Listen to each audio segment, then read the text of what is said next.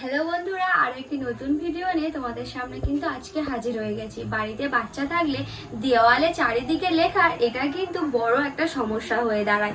এই সমস্যায় আমরা কিন্তু কোনোদিনই সমাধান বের করতে পারি না। আজকে তোমাদের সেরকম একটা টিপস নিয়ে হাজির হয়ে গেছি, যেখানে দেওয়ালে লেখা থাকলেও কিন্তু এক নিমিষে 1 সেকেন্ডের মধ্যে কিন্তু উধাও হয়ে যাবে। কিভাবে হবে সেটাই তোমাদেরকে বলবো। ভাবছো তো কি দিয়ে আমি এটা করব?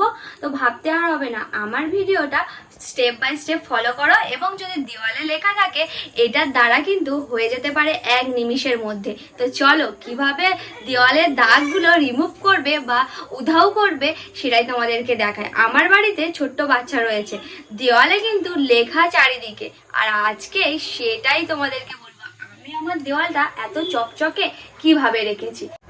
আমার বাড়িতে যেহেতু বাচ্চা রয়েছে, আমি কিন্তু প্রায় সময় দেওয়াল পরিষ্কার করেই থাকি। তো সেই জন্য আমি কিন্তু দেওয়ালে আমার যেসব লেখাগুলো ছিল সেগুলো কিন্তু আমি পরিষ্কার দিয়ে দিয়েছি। পেন্সিল হোক বা রং পেন্সিল, এই দাগগুলো কিন্তু বাচ্চারা খাতার থেকে দেওয়ালে লিখতে বেশিই ভালোবাসে। আজকে তোমাদেরকে দেখাবো এই রং পেন্সিলটা দিয়ে। তো এবারে দেখো, এই রং পেন্সিলটা দিয়ে আমি কিন্তু দেওয়ালে লিখবো। তো চলো কিভাবে লিখি। আর আমার বাড়ির বাচ্চারা প্রত্যেকদিন কিন্তু খাতার থেকে বেশি দেওয়ালে লিখতে বেশি ভালোবাসে। তো চলো দেখাই তোমাদের।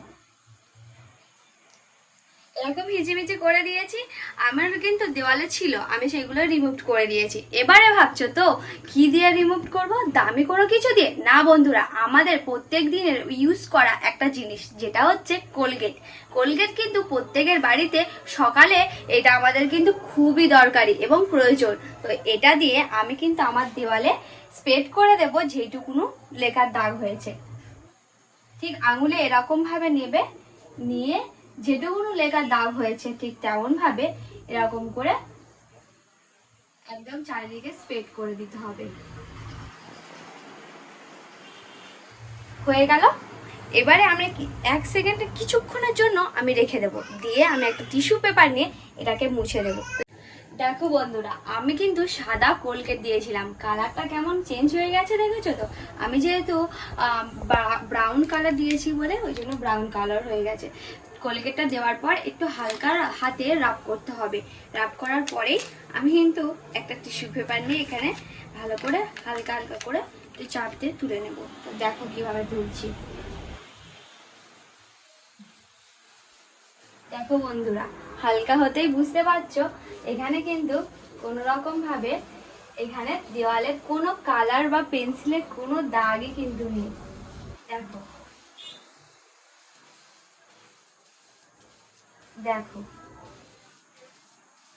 সেম জায়গায় কিন্তু আমি তোমাদের এখানে তুললাম, কোনো রকম ভাবে কোনো কিন্তু পেন্সিল রং পেন্সিলের দাগ কোনোভাবেই নেই।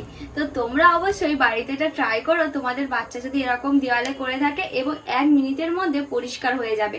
কেমন লাগলো ভিডিওটা অবশ্যই কমেন্ট করে জানিও। ভালো লাগলে শেয়ার করো তোমাদের সবার আত্মীয় স্বজনদের কাছে, বন্ধু বান্ধবের সাথে। Bye bye.